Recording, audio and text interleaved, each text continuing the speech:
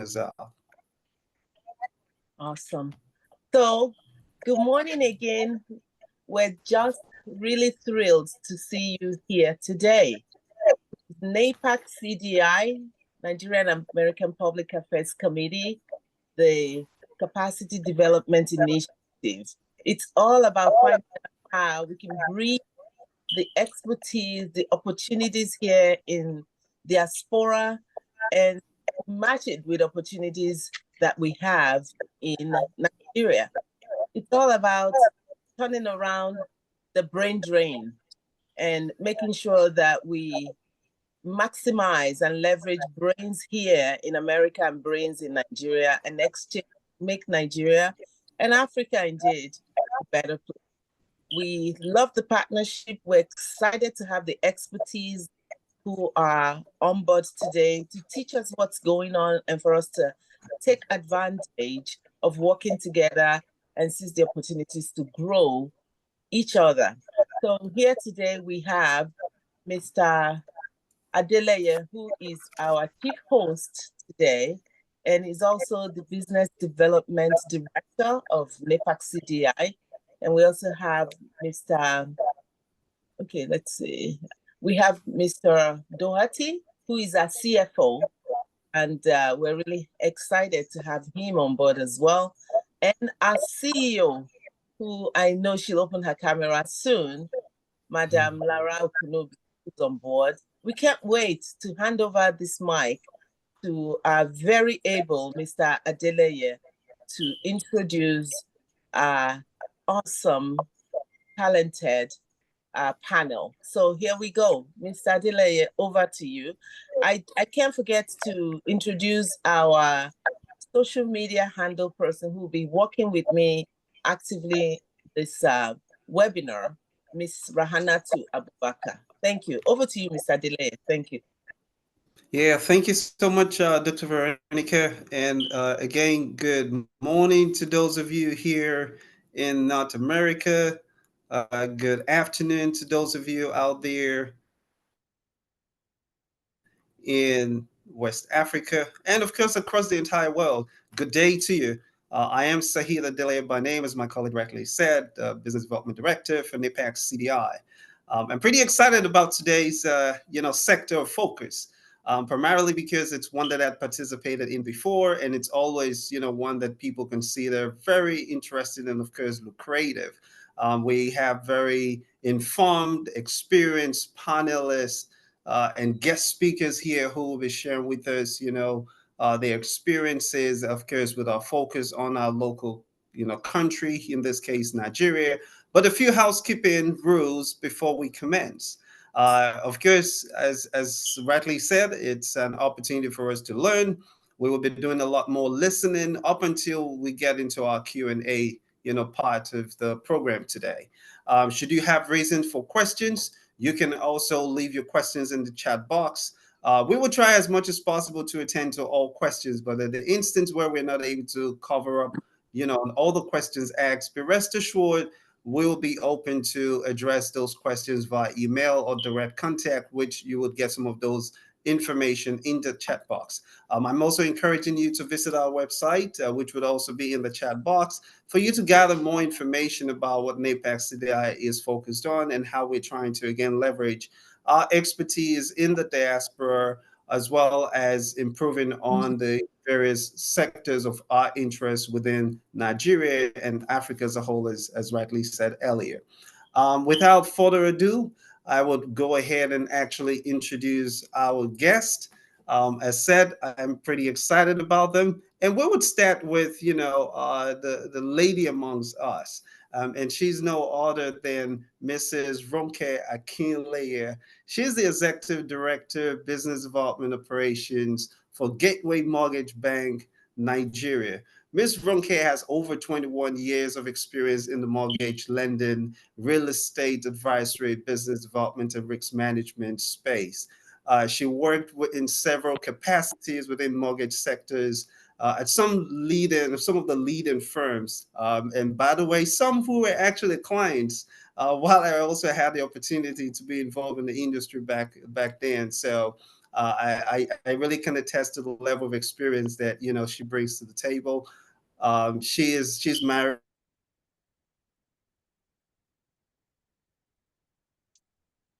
to a CEO of and she right now is doing, and of course share with us how we can tap into some of the focus and impact they're making within the sector.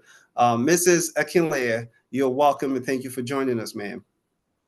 Okay, it's a pleasure to be here, and I'm really grateful that this is an opportunity to share my experience. And I hope this will be very insightful at the end of the day. Thank you. Thank you so very much, ma'am. And do excuse her. She is actually a bit multitasking right now. As you know, it's a weekend back in Lagos. She took time out of busy social engagement to attend to us. So we really appreciate you taking that time to still honor our invite, ma'am. We appreciate you. Oh, look at You're welcome. that. I Thank just you let very me much. share the video. Let me show my face, and I can then disable the camera. Okay. Okay, we Thank you. appreciate. We appreciate that. Thank Yeah. you. Okay, good. Okay, next is someone I also had the privilege to have connected with when we had our trade mission, last year. I'm pretty excited about, what lies ahead of our possible engagement with him, as well as the experience he brings to the table. He's no other than Mr. Emmanuel Ibukun Efuntire. He's the CEO of Ibukun Efuntire and Company, a highly regarded estate surveyor and valuer with a wealth of experience in the industry. As a principal partner and CEO of Ibukun Efuntire and Company, he specializes in property management, facility management, property taxation, and valuation services. He is recognized for his expertise and professionalism, holding the esteemed title of Fellow of the Nigerian Institution of Estate Surveyors and Valuers. Besides this, he has worked with reputable organizations such as the Nigerian National Petroleum Corporation and Eco International Bank, now Polaris Bank. He brings a comprehensive background in the field. He obtained his early education in estate management, had advanced study and education, also of higher degree in management and law from Dublin Institute of Technology, also holds a postgraduate diploma in management from Liverpool University, MBA from University of Ibadan, School of Business, and an MSc also in Business Administration from National Open University. I mean, to enhance his business acumen, he still attended prestigious Lagos Business School. As part of the Chief Executive Programs, scheme. He is a member of the Chartered Institute of Directors and currently serves as the chairman of the Property Construction and Infrastructure Group of the Nigerian American Chambers of Commerce. And right now, also, he was also the former treasurer, pardon me, national treasurer of that same organization, and currently the vice president of the board. Beyond this, he also gives back to his community. He is a member of the Rotary Club of Ikoyi and previously served as the ordinary treasurer, but presently he holds the position of the president-elect of the club. As a member of the Lagos branch of the Lagos Institution of Estate Surveyors and Valuers, he contributes his expertise to the branch's intergovernment subcommittees. Furthermore, he serves as the chair of ocean and land insurance brokers and sits on boards of a few organizations. I mean, the list goes on and on, but I must not end without saying this. He is the chairman of Wema Board Limited. And for those of you who know Wema Board, I mean, the southwestern region of Nigeria, this is a state governed owned institution, which I'm going to let the cat out of the bag. It will probably share some more light on that and see what opportunities we can explore. So he is currently the chairman of that particular real estate firm. Mr. Funtaya, we are so glad you took your time out of your busy day to join us. Thank you so much, sir, for gracing us with your presence. Thank you so much. Like my madam showed you that picture. I'm also, I had to step out of Harbor Point where we're having a wedding engagement. So thanks for having me. I hope I will gain something and you also gain something from me. Thank you. Thank you. Absolutely, sir. We appreciate you both. Again, like we said, we know this is what makes us, who we are as a people, our culture, our diversity, and how we balance, the corporate life with also our social engagement. So we thank you for taking time to join us. We really do appreciate it. And of course, our last speaker, don't be deceived by the youthfulness of his look. Is a bag of experience that I can attest to. Pretty excited about what he would also bring to the table. He's no other than Mr. Adebayo Shobayo, the project manager of PDIC International Limited. He has over 10 years experience in design, construction, and project management of commercial properties, completed project scheduling and estimating courses at the Norton Albert Institute of Technology. He's got a master's degree in both project management and architecture, pardon me, certified in first aid, which is extremely important in the real estate industry from a first-hand experience. And also has got the Agile Project Management certification. He's currently the project manager for PIDIC International Limited, which is based in Lagos, successfully executed and deployed over 2.6 million. Okay, $2.6 million, by the way. Wow. CAD residential estate projects through its life cycle, right from the concept of design all the way to pre-construction, construction, post-construction, and handover. For those of you who owns real estate, you understand what that means. He basically saw it from just an idea in the air to the very end. Implemented a new project management scheduling regime and workflow system by increasing the project review sessions. This enabled the project to be completed within 2 months ahead of schedule. That's what clients like to hear. You deliver earlier than expected, increase business revenue by changing organization focus from high income to mid income real estate project, and which resulted in over 18% increase in revenue. I mean, his experience basically saw completion of over 17 projects in 2 years. That's a record. That's a record. 17 projects in 2 years. Establish an efficient building supply chain system which ensured materials were procured and delivered on time to sites, thereby removing delays in materials in supply chain. He also has a background experience as a general manager for Ocean Springs Estate Limited, which is also in Lagos, which during the course of the experience there supervised over 250 persons team of contractors, consultants, and government agencies for 6 residential real estate projects. I mean, he also was the project manager in Pure Homes Mortgage, which formerly, GT Homes Limited, the famous GT brand. Okay, we thank you, sir. He's, where he played the role as an actor, the project coordinator, and also the team design for Africa projects. Again, Mr. Adebayo, we thank you so much, sir, for joining us. I mean, you all really have got what it takes to share with our audience today. So again, thank you for joining us, Mr. Adebayo. I appreciate you, sir. Thank you for having me. Okay. So again, this is the Napac CDI monthly webinar series. If it's your first time joining us, we thank you for taking time to join us. We thank also some of our sponsors and partners who have actually made today possible. We appreciate those who have actually, been active following our inception. We basically had a few project opportunities that we're currently, discussing. Some are already in the works and implementation. So the plan is working. And again, we couldn't have achieved this without the attendees, as well as some of our guest speakers that we've had before. And today is no exception. So again, we thank you all. We encourage you to visit our website for more information. We're strategically focused on doing this to mobilize the diaspora network of professionals to leverage our expertise, our network to impact, again, our home country, Nigeria, and of course, by extension, Africa as a whole. So it's on us all. We're pretty excited about what lies ahead and the direction we've been moving.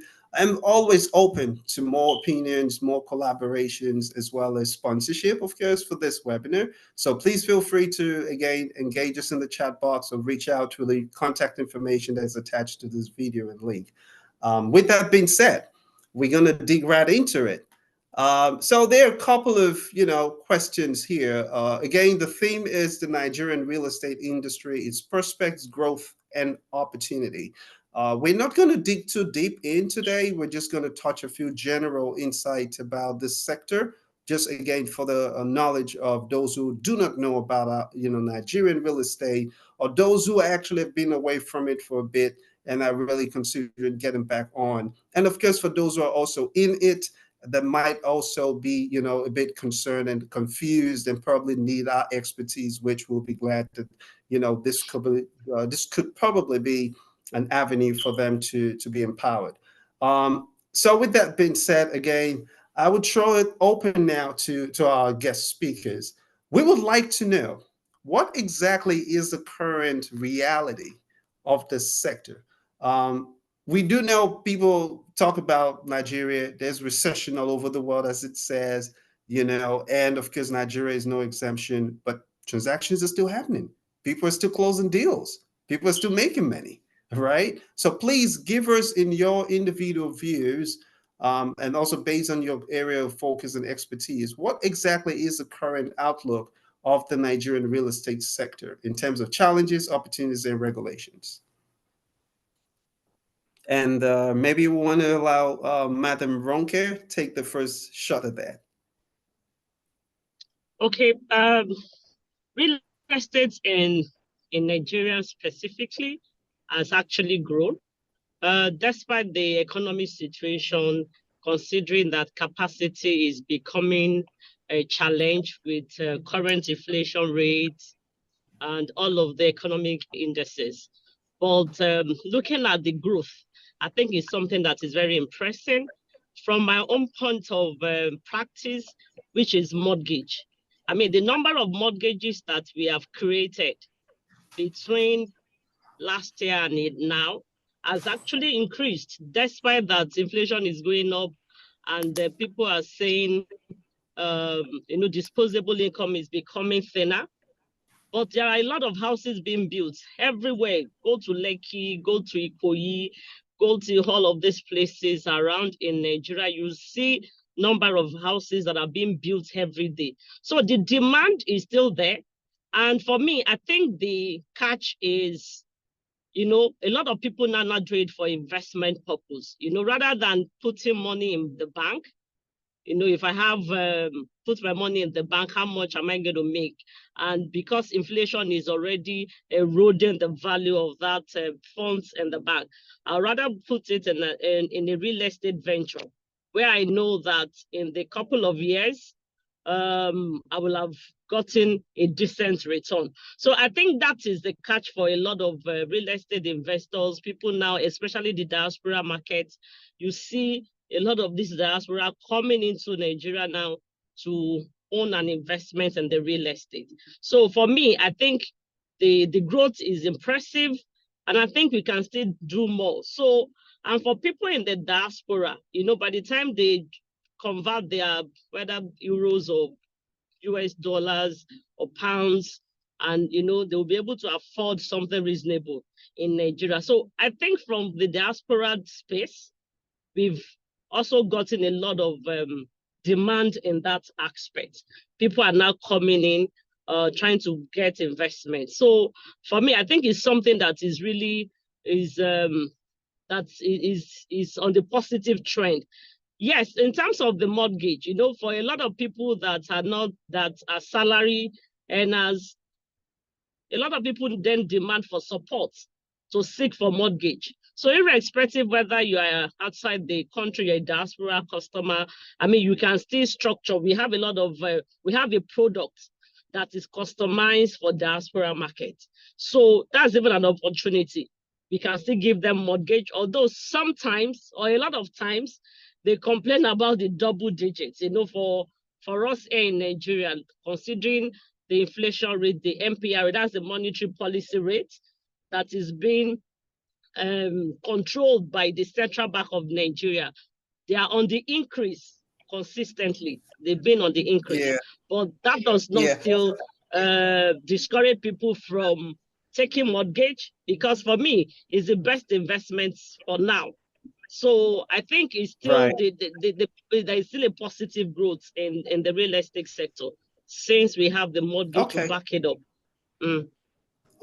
Well, I would get back to you. I don't want you to dig too deep yet in the mortgage. That's an area that I know a lot of folks are excited to hear a lot about. So we'll definitely come back to you to dig deeper in there. But I mean, when you hear a mortgage firm tells you that the rate of clientele is actually increasing by the year, that's something promising.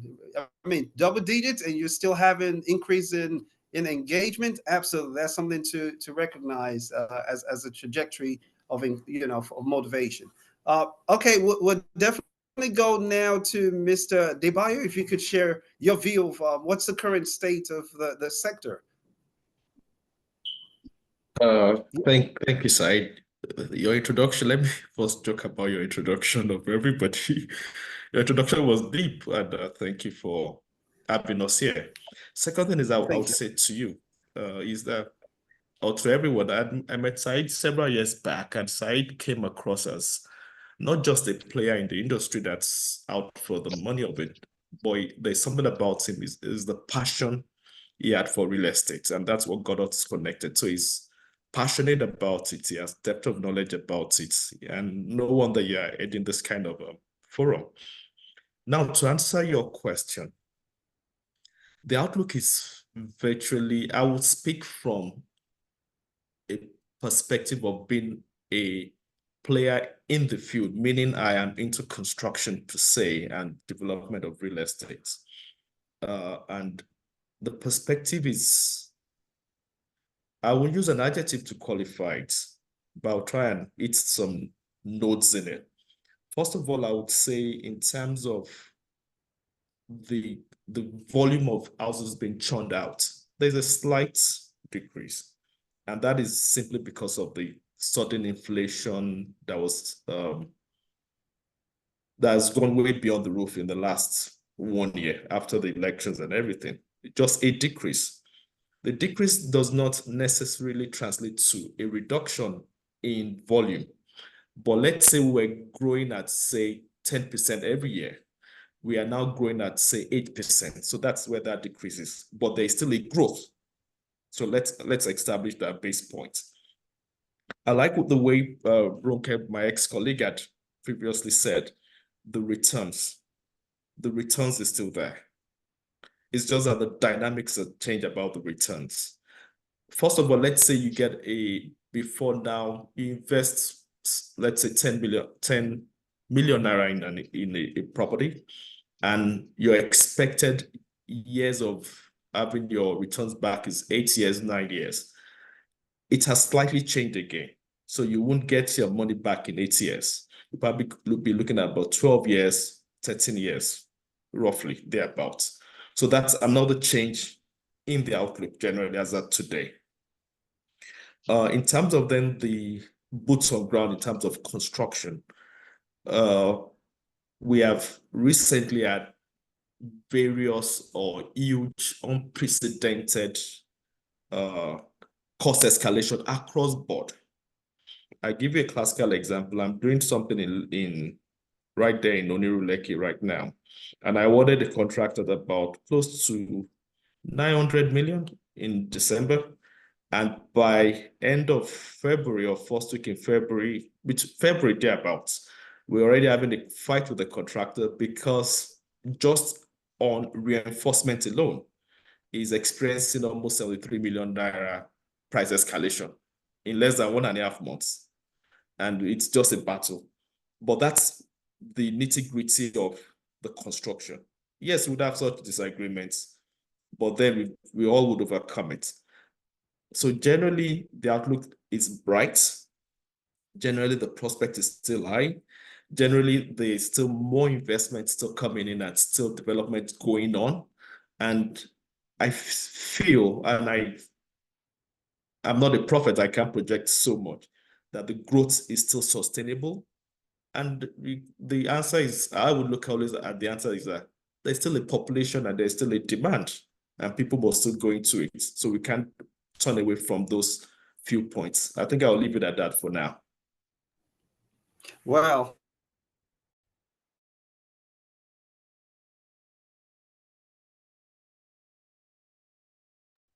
Appears to be frozen. Thank you, Mr. Shobayo. That was a good one. We're just so grateful to have you share your expertise while Mr. Adeleye seems to be fighting with the Wi-Fi. Hello? Oh, there you go. To circling back. Okay, he's back. Hello? Thank you. Welcome back. I think you were away for Okay. a second. Yeah. Welcome back. Okay. Oh, yeah. So I said thank you, Mr. Adebayo. We shall definitely be digging a bit deeper into the technicalities of the experience on the field, but we appreciate that bluntness and the realness that you've also brought to the current outlook of the industry. So would also yield to hear from Mr. Emmanuel Funtire, sir, your view about the current state of the industry. Thank you so much.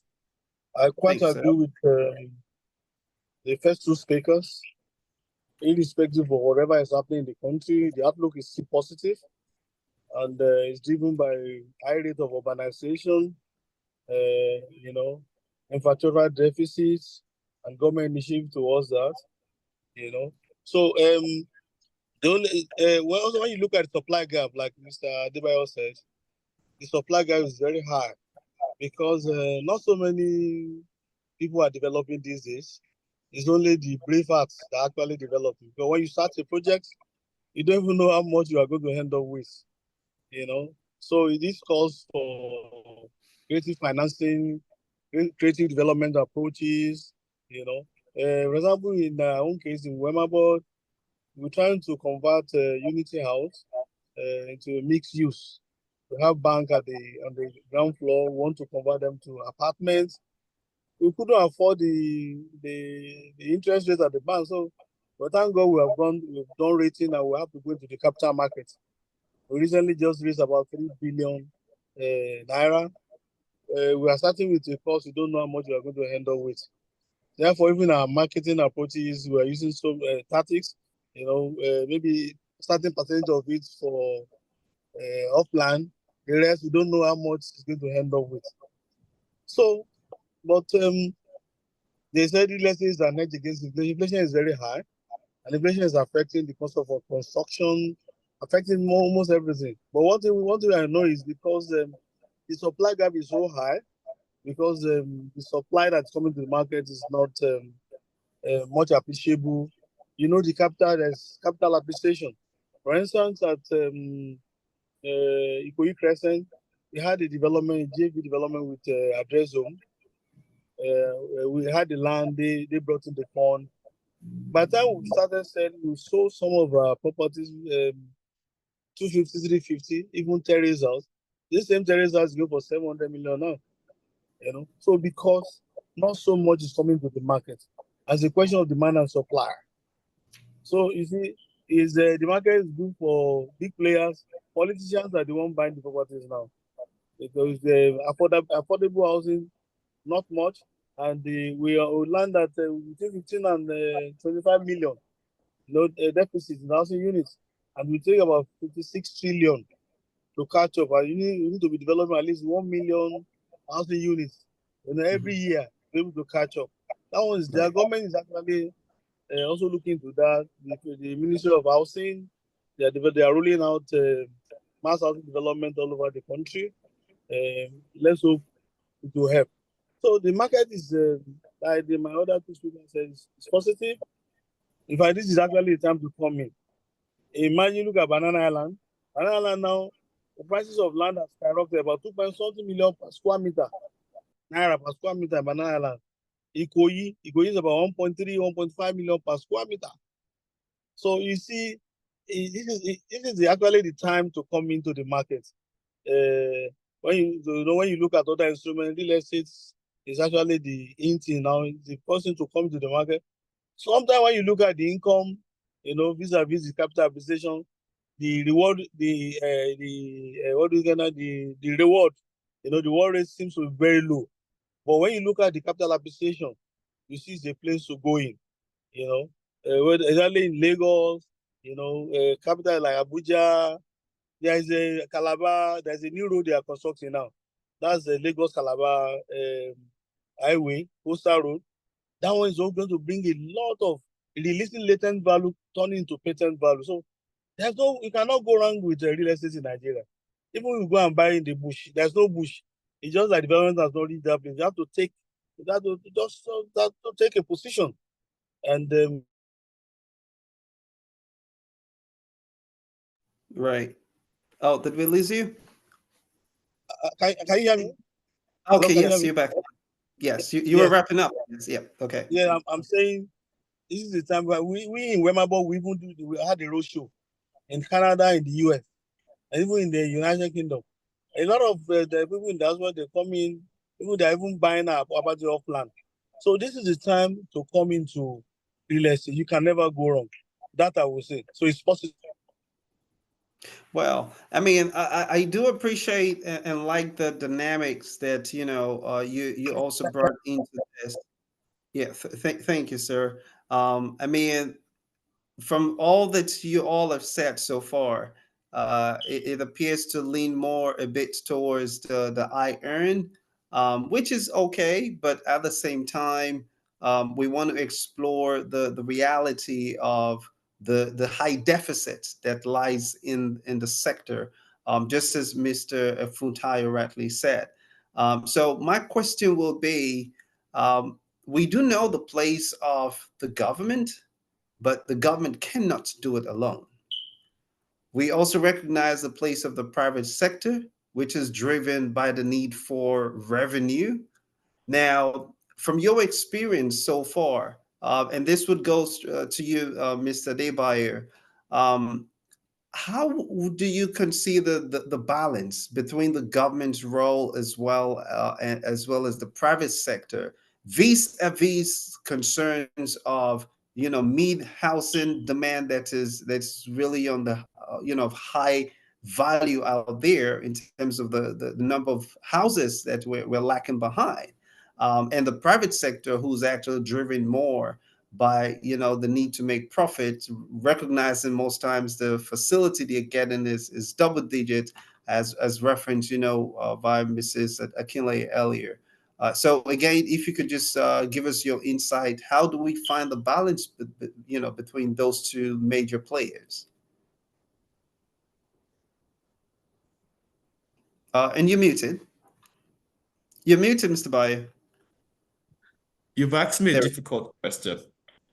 Let me first try and put in my mind and my thought clear. What is the role of the government in all of this? The first one they have to do is provide proper documentation just from the title for the land. Second thing they need to do is provide infrastructure. Third thing is that provide an enabling business environment. I go in at, say, $1 at 1,100. In 1 year or 2 years, when I finish the cycle of the project, should my dollar still be at 1,200?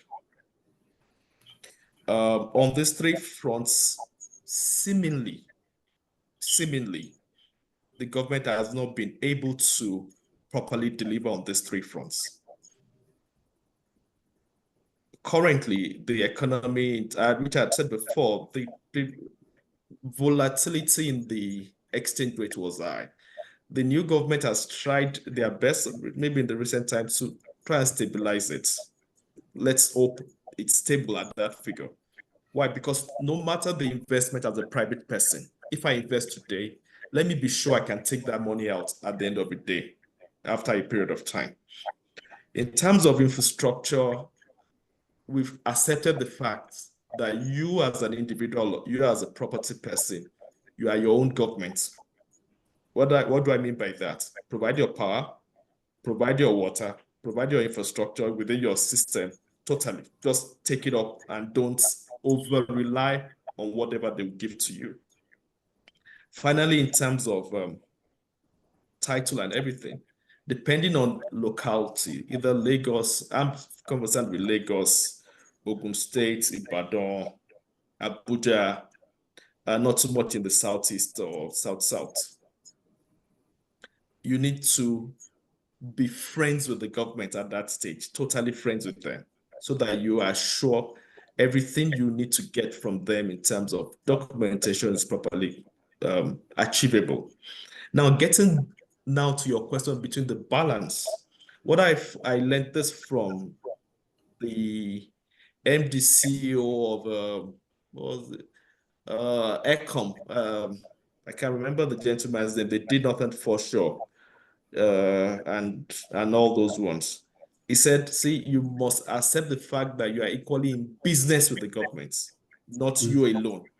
So what I've always adopted and told clients, or when I'm doing things, anything I have to do with the government, I must be friends with those who are there in terms of carrying them along in everything I do. The government will do just what they have the capacity to do. They can't hold the dollar down for you forever.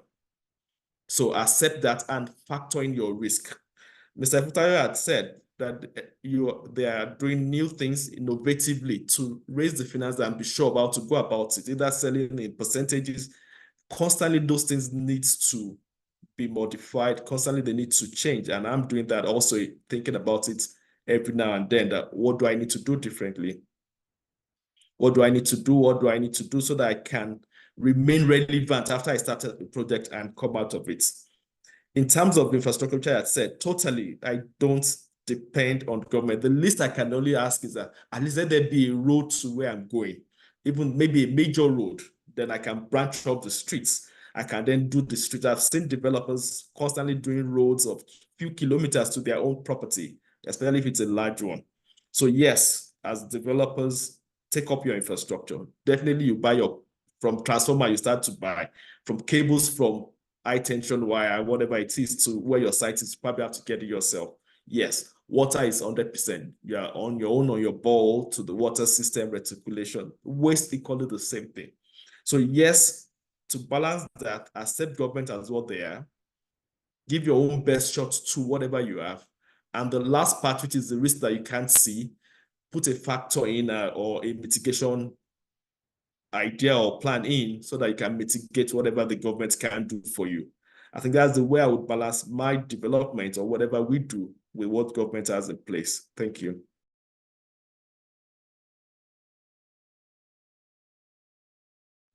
All right, Mr. Adeleye will join us. Well, thank you. Thank you, Mr. Adebayo. And just speaking about government and the partnership with the private sector, I mean, you all would not believe it, but I just had a real experience of such right now. I just had a big bang outside and the power just went off, you see, and I had to swiftly act in the private sector capacity to switch into the use of my phone. You see, that is a practical example right there. But I think I wouldn't agree less with you. I mean, it was strategic for us to ask that question because sometimes, we basically want to put it all on the government. We understand the role the government has to play, and sometimes we also feel the private sector is way too greedy, and not to necessarily put in the interests of the end users, at heart. But again, we must continue to find that balance between the government playing their roles, the private sector also playing their role, especially in an economy like ours, where there's just so much demand than the supply that is currently available. So again, I appreciate you sharing those insights. I think that was very objective. And of course, if any of our other guest speakers would like to chime in on that, please, when you have your session, please feel free to also speak on it. But I would like to build off what you just said, and circle back with Mrs. Akinleye to actually speak a bit more from the mortgage side of it. So having heard what Mr. Adebayo just shared, Mrs. Akinleye, the mortgage system back in Nigeria, we know a lot of it runs in 2 digits, that's double digits and what have you, and is not too favorable. Is this based on the standardized, rule established by the government, or is this more from a private sector, firms who actually dictate what their percentages is? Because again, there's a huge deficit. A lot of diasporans also wants to invest in real estate, whether for a first time, owner or just for real estate residual income. But this rate does not really favor locally, encouraging them to look into the international market. And I feel this doesn't actually help us as much as it really should in terms of, managing our internal forex and revenues and things like that. So if you can actually just touch on that from that perspective of mortgage, again, focusing on establishing that balance between the government as well as the private sector. Okay, so I will take it in two separate ways. Considering what is happening now, I think government is also, they've been creative in terms of looking for how to solve the deficit problem in housing. And most importantly, you know, as a government, they have limited role to play. So as a private sector that you also want to remain in business, you must also think where your thinking cap and see how you can solve the problem of this increase in lending rates that is being consistently being guided. I mean, from the way CBN has been managing it, it's been on the increases last year on the quarter by quarter basis. So as a private sector, I work with Gateway Mortgage Bank, though is a state-owned mortgage bank. But what we've also done, because the government is not giving us concession, is to also think through our business. How do we get funds? I mean, how do we attract cheap funds so that we can reduce the lending rate? That is what a business owner should do. Because if you want to wait for government to be the one that will solve the problem, that you may go into extinction. So for the private sector, we have what is called syndication, where the mortgage banks come together with different cost of fund, just to see how the cost of fund can be reduced so that we can offer cheap, let me say cheap, we can offer an affordable rate to our clients. Then looking at the government on the other side, I think government is also coming up with different initiatives now. We have the Nigerian Mortgage Refinance Company, which is being managed by Ministry of Finance. Now we have Family Homes Fund Limited. So all of this creative idea came from the government. And most of these institutions, what they've asked them to do is to see how they can source for fund, get funds, foreign funds, and see how that can also help the mortgage industry. For the Nigerian Mortgage Refinance Company, I mean, yes, before now, I mean, in the history of Nigeria, we gave loans at, though it's a double digit, but we still gave loans at 11% because it was Ogun State that did those housing units. And NMRC went ahead to source for those funds at a very cheap rate. And we're able to give it at 11%. But if you look at what that rate is now, you can't get 11% any longer. It has now gone to about 18, 19%. But government did not stop at that. That was why they came up with Family Homes Fund, which is also an initiative of the government. It's also an institution to drive down the cost of lending. And for the government, for the institution, what they've told us is, you know what, we can actually give loans at 4.84%. And they will give moratorium for 5 years. But it's not meant for everybody. They are looking at how to improve on the affordable housing. There are a lot of people at the lower cadre, they don't have a shelter. So that is where the government is addressing. Now for luxury apartments. So for that family homes, what they've done is to peg the cost of the property to 35 million. So if a developer has any development that is within that rate, that is not more than 35 million, you can be assured that when you have the off-takers, we can provide funds at 4.84%. And what they have done is to now have a mix of those lending.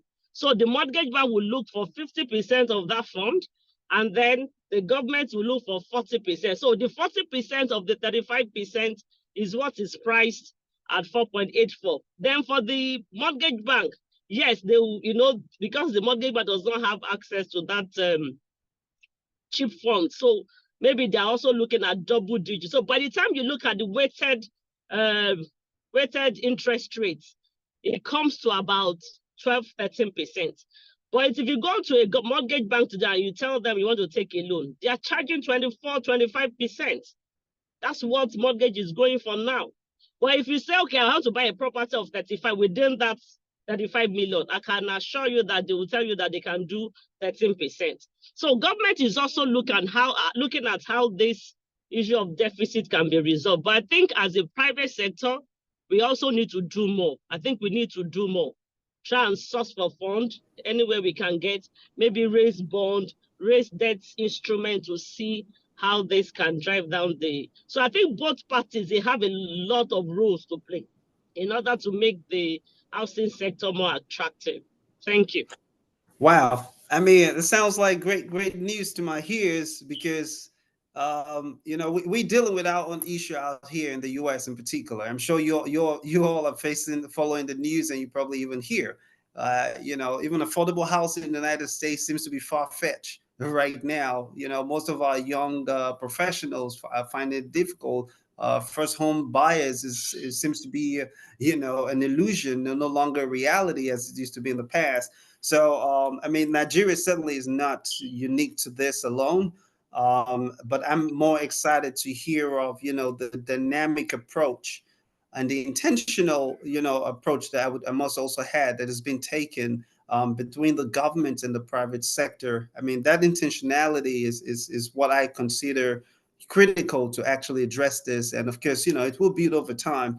But as the aspirants who are interested in lending our expertise, I think one of the things that we're also always keen about is, we want to give back because, again, our first love is always our country of birth, or or a country of origin, as it were, whether by paternal or direct. And it's just business, no doubt. So to hear that, such opportunities exist even within the affordable market scheme like that, I think that's something that, the diaspora community and some of our international and real estate investment firms should actually, really consider, because like you rightly said, there is a huge market for that.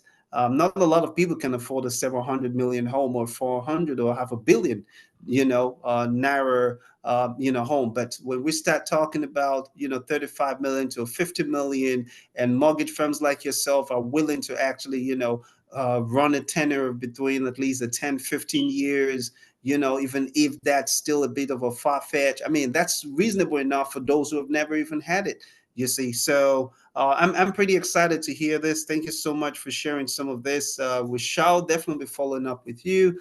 But let me get a quick input on the same, topic, question, as it were, from Mr. Funtayer. If you can just again share some thoughts of yours, sir, in about a minute or two. All right. Thank you so much. I agree with all Madam Ronke has said. Government actually needs to come into the housing sector. In fact, a disaster should be declared, for housing sector, real estate sector. Declare a disaster because the deficit is so high in terms of the housing unit, in terms of also the infrastructural deficit is high. It's about 30% of our GDP. We will need at least about 100 billion every year to catch up. We need if the infrastructure is there, it will not be difficult for real estate developers to develop. Because real estate developers, like I said, they are their own government. You have to provide power. You have to provide road that's not even close, that's not even part of your estate. All those are roads. Those are what government is supposed to do. It will now, kind of enable the developers to do whatever they need to do. Even the issue of housing, this affordable housing, all they need to do is subsidize some units. That's what they do overseas. When you are developing, they say, okay, 10% of what you are developing, it has to be for low cost. I mean, affordable. And government need to subsidize developer. I mean, developer, they also in the area of financing, the capital market.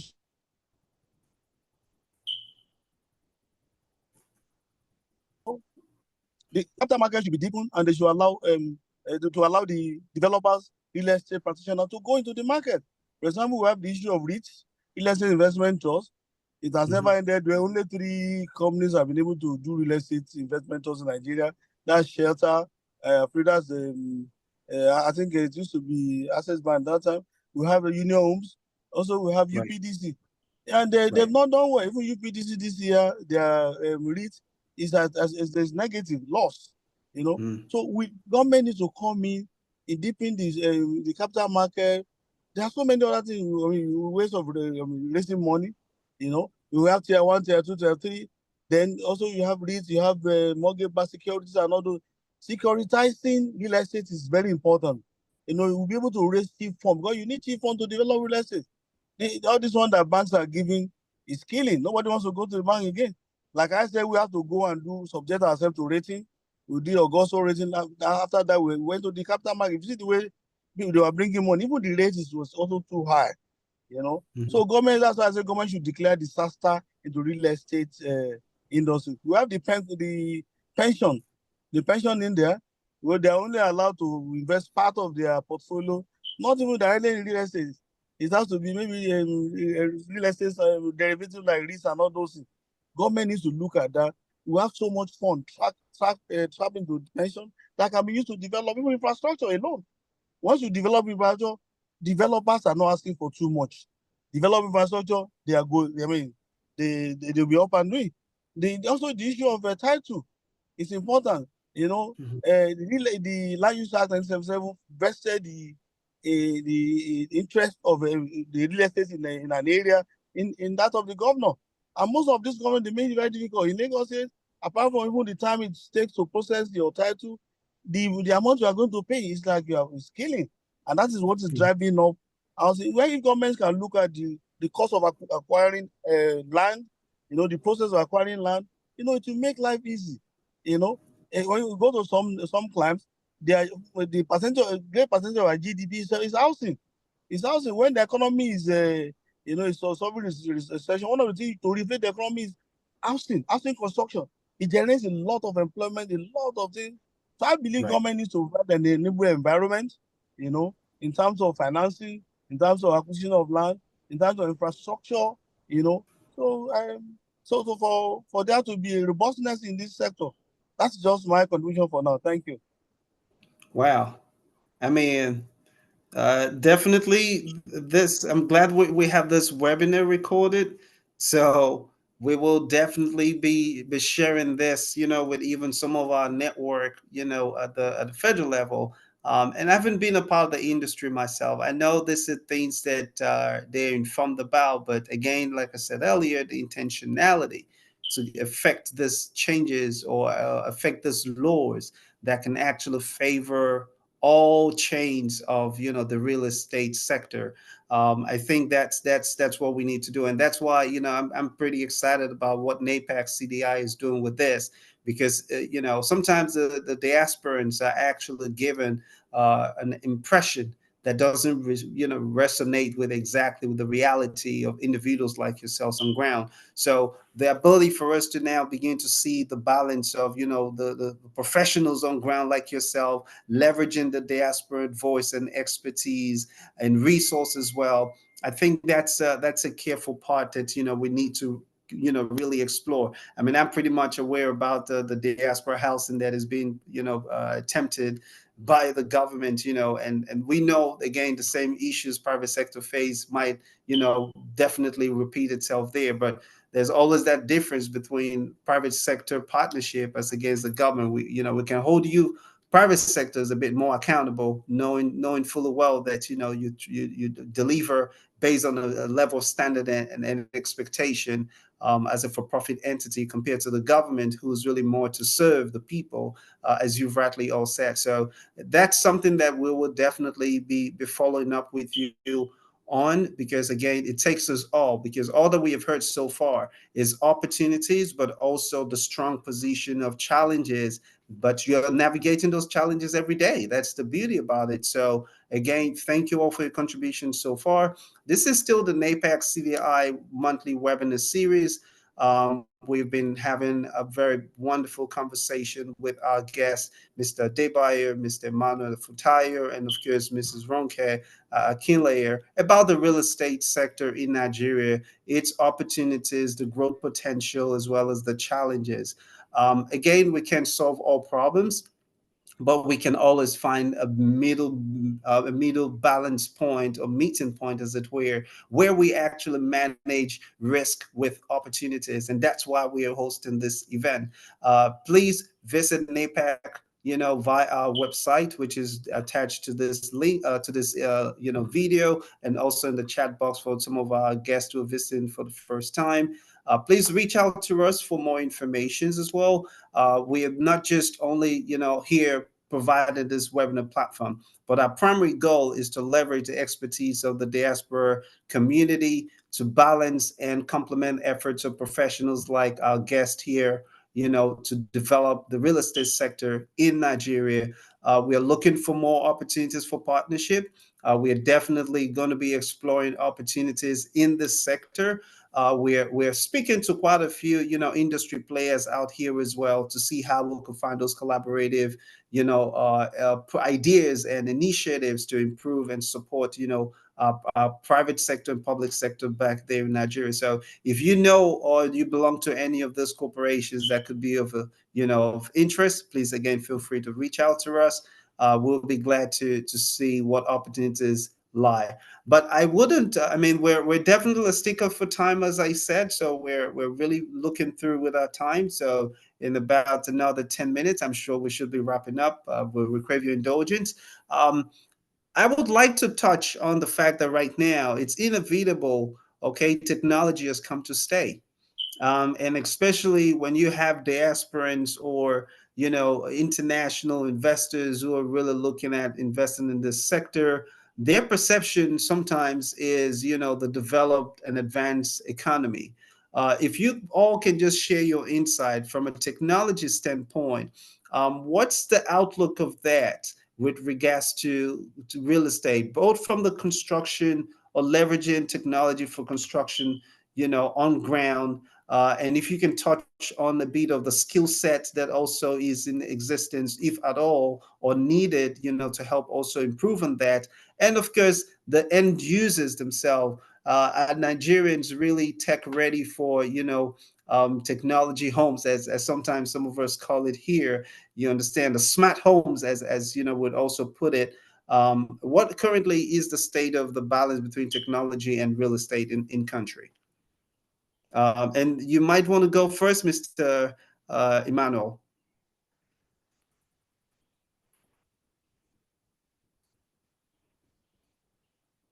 So sorry. Yeah. Mr. Funtai? Yeah, okay. Yeah. Yes, sir. Yeah. We can hear Yeah. you. Thank you so much. Well, technology, Nigeria will have a population of a youthful population that's actually embracing technology, and they've actually become they are disruptors of the industry now. They come with something out of this world, solutions to housing problem. For example, we have some of them with prop tech. You want to inspect. You have virtual tours now. You have technology that will address the issue of rapid housing delivery. You have in the area of marketing, digital marketing, a lot of things, and also what they call me. Instead, we have some who build houses with what do they call these containers. They do development containers. We have some of them who I mean, they do for fund and they do rent to buy. Build to rent. So we have a lot of our youth population coming out with the software in the market. So we are technology ready in every area. Nigeria is that's the 4119 they know us with. People are now diverting to digital, technology. So we are technology ready, and we need technology to actually move the real estate forward in terms of smart buildings, smart housing, green housing, carbon credit. So we need all those things in Nigeria, and we have them, and we are ready. And I think they are using it, but it's not yet pervasive. But I think also when government also embracing government, EDC, that I believe technology has a role to play in Nigeria. Thank you. Thank you very much, sir. And I think that's a good selling point right there, because again, they say the youths are the future, and indeed they are, right? So recognizing that, that's a unique group, or niche market, as embracing it and really pushing the narrative around it. I think that's good to hear, and thanks for sharing those from your experience as well. Mr. Debayo, you want to share your thoughts with relation to technology and also from a construction point of view? We are open. We are making our giant strides in technology. Mr. Ftaya said it all, from marketing it to display of sales to even the technology of building, the construction methods being adopted. We are open and people are taking it to the next level across board. A client of ours in the UK just came in and said, see, he's doing just site and service. And he says, what he wants is that anytime somebody picks up on their website and say it is plot 24, they need to be able to use satellite to zoom into it and see what it is and what is going on there. And we had to put up few cameras here and there and say, okay, this is plot 24 as at Monday. This is plot 24 as at 2 weeks afterwards. You can see the growth almost immediately. Yeah, but that's how far people have gone. And we are there and we are moving on with it. So it's not a problem. And I think we even have more prospects. It's more of the demand. How much can people ask for? If you can ask for it, trust me, the mental capacity and capability to deliver on such questions or answers are there. I was shocked when that person asked this. I was shocked when my team came together to give a solution that works. But now it's working and we can see it. Thank you. Wow. Well, thank you, and I think I would love to experience that that example you just gave of your client. So maybe we can reach out to you, after now, and some of our guests who are on here that might want to also experience it in real time. We might plan a real time experience of such. I think that's something we'd like to take on with you. Okay, yeah.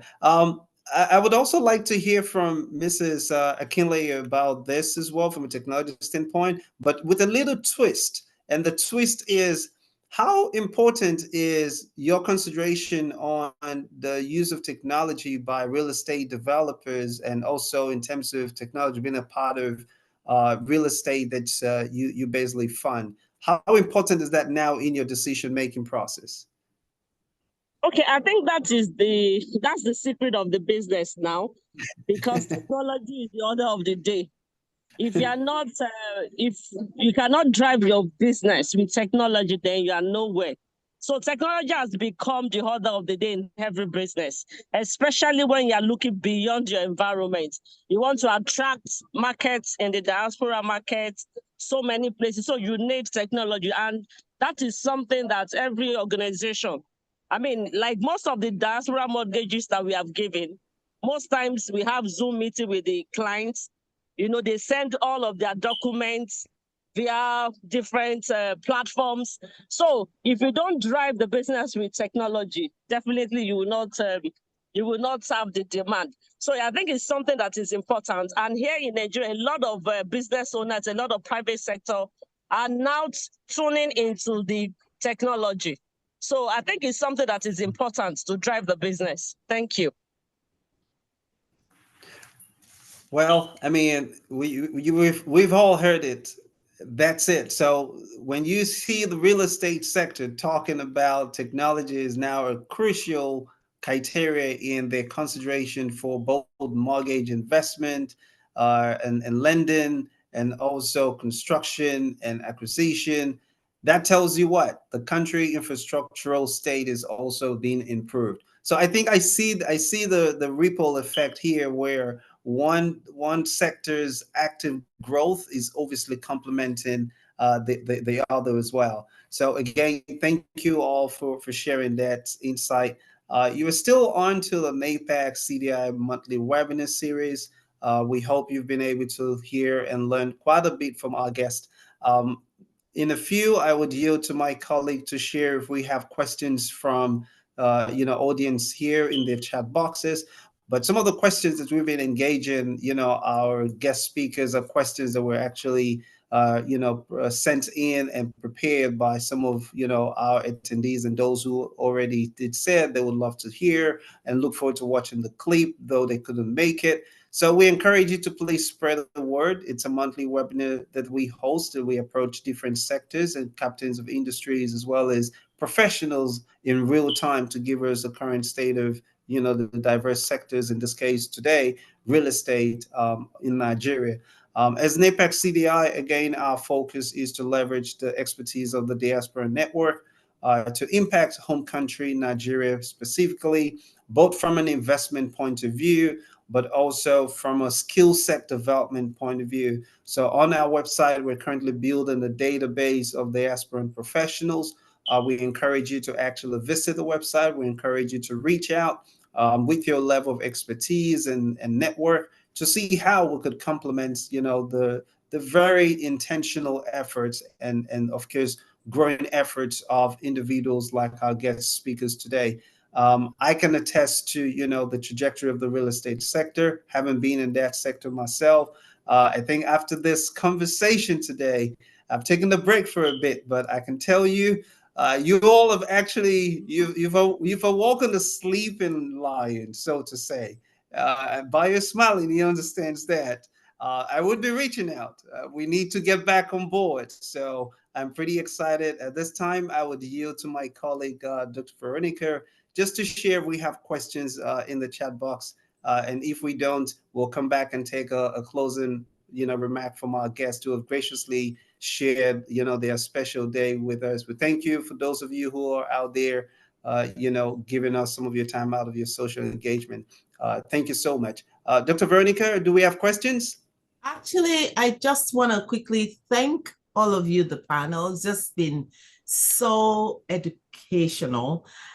We have a comment that I want to call on the person who made the comment to elaborate why we have Mr. Futayo, Mr. Shobayo, and Mrs. Ronke. We're very excited to have you here.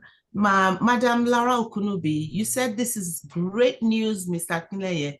Where are these projects located and what is the eligibility criteria? Please let us know. Now we want to know.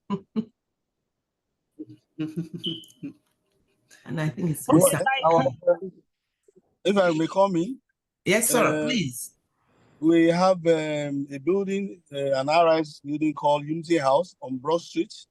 And it was initially designed as an office space, but we are turning it to a mixed use.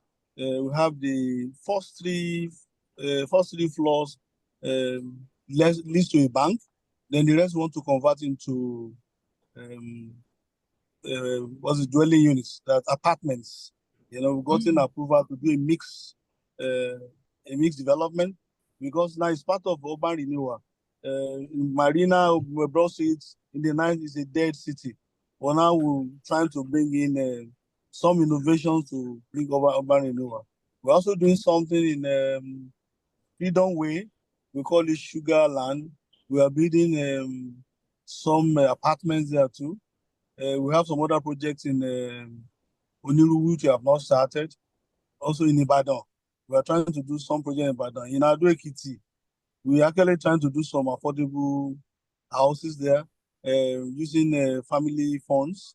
The only thing is the level of demand there is not much. But those are a few areas we are looking at. Thank you. Wow. Okay. So it sounds so trendy, very exciting for a lot of us here in diaspora. So we'll spread the news. We know that we already have your information online. If not, we would really appreciate you registering this kind of concepts. We have a lot of our young generation who would be very interested in such a living arrangement, being in the, so here it's called living in downtown. And so let's see. I see somebody, Mr. Duarte also has a statement. I used to work at Unity House for Ajib in the 70s. Wow. Mr. Duarte, do you have any question or additional comment to that for our panel? Yeah, sure. Actually, it's more of a question. I'm familiar with that structure very well. I used to work on the 17th floor of that building for Ajib Nigeria Limited in the 70s. Now, the mixed use that you're going to be using for that complex and marina, what are the price points for some of the, not so much the commercial portion, but for the apartments? what are going to be the price point? Or, I mean, well, maybe you need to reach out to us. For now, we're still working on the price point because when we started with a figure. But by the time we assess the capital market, the rate has actually gone up. So we are repricing now. So I know a few people from diaspora, they've deposited some money. But if you can get back to us, or Mr. Sai, we'll be able to tell you the reality on ground now. thank you. Yeah, thank you. And I'll jump in real quick. So again, it's Napac CDI. We're a for-profit entity. We would carefully, work with our partners in the making, and all of this information, which I'll definitely, make available to the community.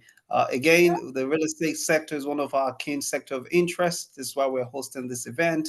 And we're very focused on complementing efforts of, some of this our guest speakers today. So look out for more information, reach out to us. We'll be glad to explore further your interest. I just want to quickly call on Queen Ojie, who is a real estate person in Delta State, and to see if she has questions for this powerful panel or something she could tell us about what's happening in Delta State. Queen Ojie, she happens to also be my goddaughter. Hello, Mama. Good evening, everyone. Good evening. Hello. Okay. Thank you for this platform and opportunity. I think I've learned quite a bit here, and it's quite an interesting one. So I just want to I was actually typing in the box, but I'll just go verbally about the diverse opportunities we have this way, not just Delta State, though, across Nigeria, Lagos, That's Abuja. true. Even at the moment, I'm in Abuja. So there are different levels. And then there's this very interesting one where because a lot of people sometimes, especially the diaspora clientele we have, since some of them are not on ground and they have issues of security and all of that.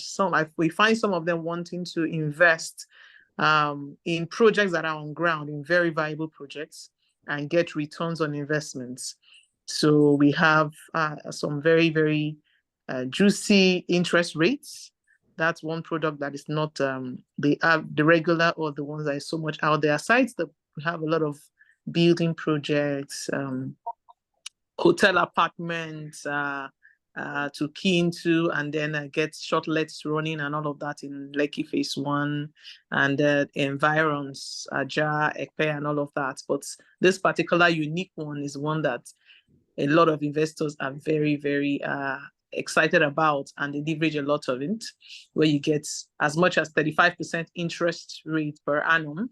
Yes, and then people who have business and doing a lot here this way, putting their money here, and then they're getting yearly returns, and it's so safe, very secure, and all of that. And if you're interested in converting into building properties or landed property, it's all the opportunity is there. And if you just want to go by the financial one, it's also there. So it's a whole lot, and it's doing really great this way, really great. A lot of people are leveraging on it, and I just thought I could mention that aside diverse home ownership opportunities that we have, and we are putting out in the market. Yes, in all the very great places that are going on right now in Nigeria, in Lagos and Ibeju-Lekki and all of that. Thank you, ma'am. Thank you, everyone. Thank you. And certainly be sure to register, because I will like you to connect to this panel to leverage. Yeah. Okay, thank you. All right. Thank you, Mr. Adeleye, I believe that we can pass the baton to the panel. Thank you. Yeah. Okay, thank you so very much, Dr. Veronica. Again, that's the beauty of the network, and of course why we do this. So thank you for that insight as well. We will be wrapping up now. We will take a closing remark and perhaps a closing statement from our guest. We could start, of course, with our special lady of today, which is Mrs. Ronke Akinle, again, thank you so much, ma'am, for sharing your time with us. We really do appreciate it. Yes. And we'll definitely be following up. Your closing remark, ma'am.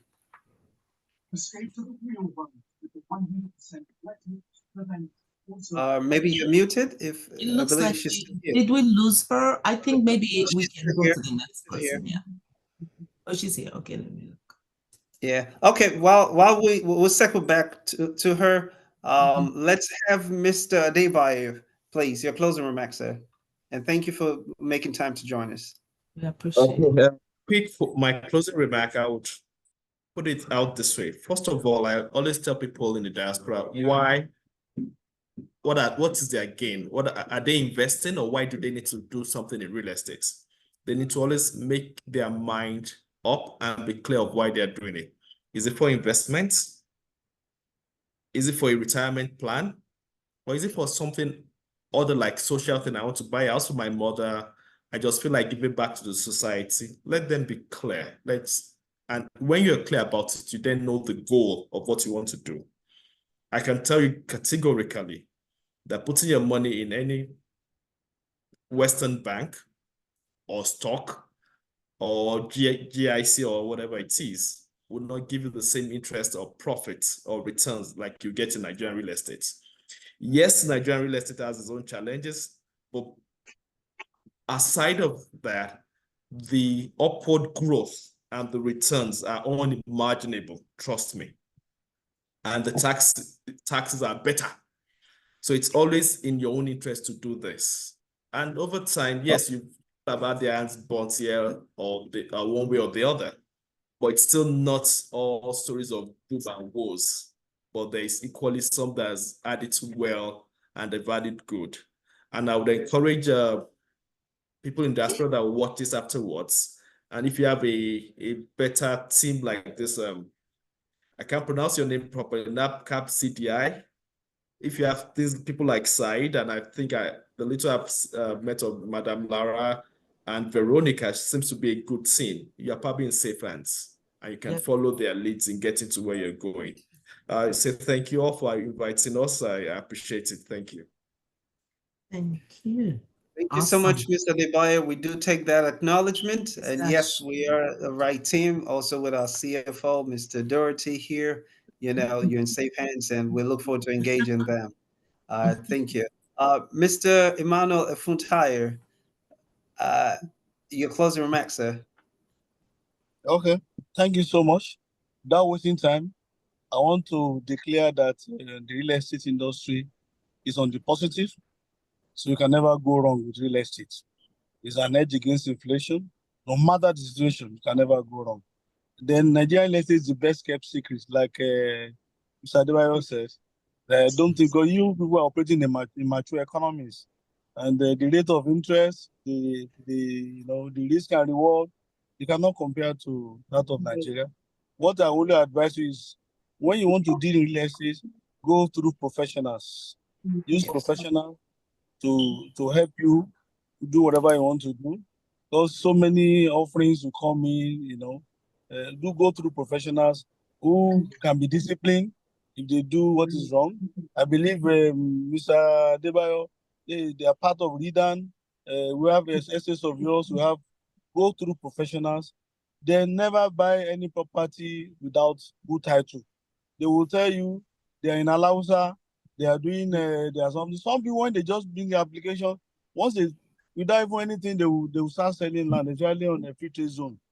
Don't go into that, so that you don't burn your finger. Make sure you look at the title very, very, very well. Buy where rich people are buying. Buy where rich people are buying. It's important. There must be something about that.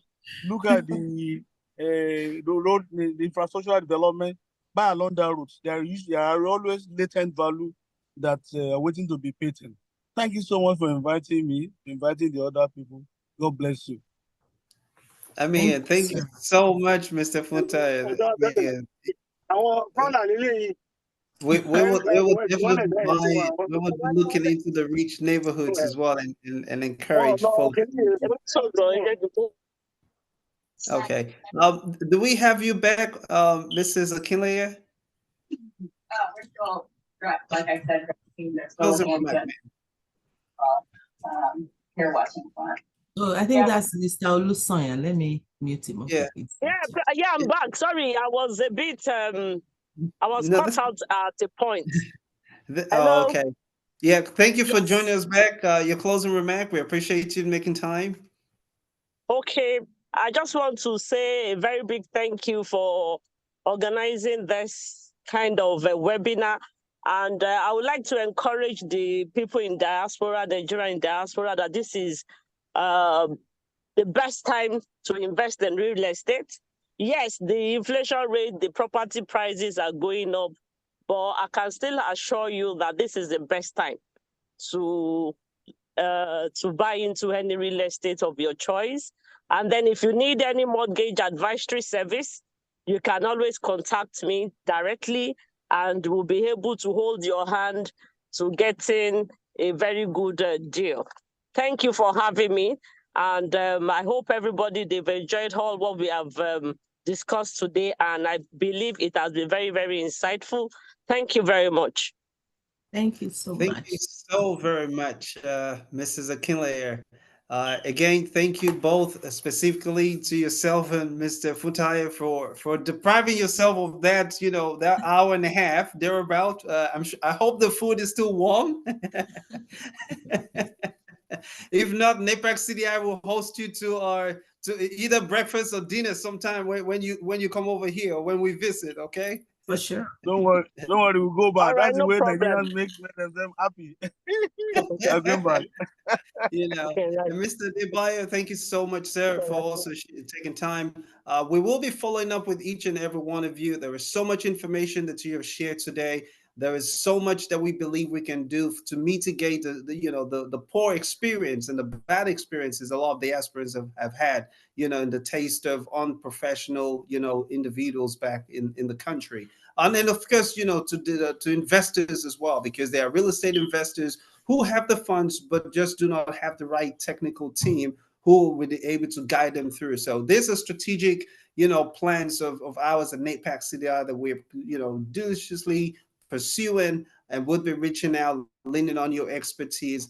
So look out to, a call from me or any of my colleagues in a few weeks from now for us to brainstorm and, of course, come up with some action programs or projects that we can embark upon. But this is not going to be the last of the real estate series. So to each and everyone who has actually attended today, I thank you for listening to my guest speakers today. Please feel free to utilize our chat box to connect with us. Also, check out our website, reach out to us, and definitely we'll be glad to help you navigate your entry into Nigeria. As we also look forward to Nigerian, business owners in the sector who are trying to also come into the United States or the European market. We're basically, helping to bridge on both sides. I am Saeed Adeleye. Look out for our webinar next month. At this time, I'll yield to my colleague, the Chief Operation Officer of Napac CDI, Dr. Veronica. Thank you so very much, and see you next month, folks. Thank you, Ms. Adeleye. Phenomenal you and phenomenal panel. Talented. I encourage you all to look at our website and contact them. If you're in real estate, great partners. They are on the top of the business in Nigeria, access to government. And if you're not in real estate and you're looking for real estate, please connect with them. But the best way is to go to our website. We've posted that right there in the chat room. Just click on it and save it that way. Enter your information. We're into the business of matching. I want to ask Madam CEO, Madam Lara Okunubi, to say a quick hello, and Mr. CFO, Mr. Doati, to say a quick hello. Unmute yourself for a moment, please, and say hello. Let's. Well, Madam hello. CEO, it looks like, okay, yeah. Go ahead, please. Just hello or say something. Hello. Say hello and something. Why people are here, and I just want them to have an idea why they should. Yeah, we are excited. Website. I mean, you've said a lot of things. Our moderator, Mr. Ellis, we're very excited and especially grateful to all of you, especially the two of you boycotting the show and Bay event at this very hour. Mr. Adebayo, we will be reaching out to you as well. And all of you, thank you for joining us. there are opportunities ahead in the diaspora sector, and we have the connection. Whether the housing is in Ekiti, Ondo, Ilesha, don't worry, we got them all. So we look forward to connecting. Thank you so much. Take care now. Thank you so much, Madam CEO. Great, great. Mr. Duarte, our CFO, quick. Oh, yeah, thank you, Dr. V. Nothing to really add other than to thank all the guests. Also to thank Saeed for setting this up. There is something that we do first Saturday of every month, and we veer from different topics every month, so just put it on your calendar, save the date, first Saturday of the month, and see you again. I thank you. Thank you, Mr. Duarte. A social media person would be featuring all of you in all of the social media. Mrs. Rahanatu Abubakar. There she is. Miss Abubakar, say hello and just let them know where they'll find us in social media. Hello, everyone. Thank you all for participating in today's event. I have connected with the 3 guest speakers today through the LinkedIn. I believe I sent a note to the 3 of you. Please, can you accept us and connect? And based on that network, we'll be building more connection with the known people, especially Mr. Manuel said, make sure you follow the rich ones. So we'll try to connect with those. And I recommend, tag us, share comments with us, your posting, tag our page. And we're also on LinkedIn, Facebook, Instagram, TikTok, and all the social media platforms you can think And we're about. starting our YouTube, so you'll be starting our seeing YouTube yourself. soon. Yes. So we love the idea of living in downtown. A lot of our young people love that. That Mr. Efuntayo shared. Living with rich people, I think we all love that. I think it's a great concept because you always think I have to go to not rich places, but you can start off. So we'll blast that news. Queen Ojie, you better connect with Mr. Futayo and all of them so you can get your real estate contact. So that's what we're for. Please go on our website. Welcome and thank you. Thank you for taking the time. Ms. Iro Mere, thank you. We're really grateful for all of you being here. Iro Mere is a future senator in this country. I can tell you she's working her way towards that. Amen. And she becomes the president. Don't be surprised that you were in a panel one day with the president of the United States of America. She's one of our powerhouses, powerhouse here in Napac. Napac is growing future leaders. We have so many of us in power across the US. Come, invite other people. So to interject, Veronica, if you don't mind, we can excuse our guest right now, and we can catch in with the rest of our. Sounds great, and thank you for being here, everyone. Again, we're all very passionate about Napac, and real estate is definitely critical. Thank you for being here, and have a great week. Don't forget, log on to napaccdi.com. We're on the website. Mr. Delay, thank you. Mr. Shobayo, thank you, and thank you for the first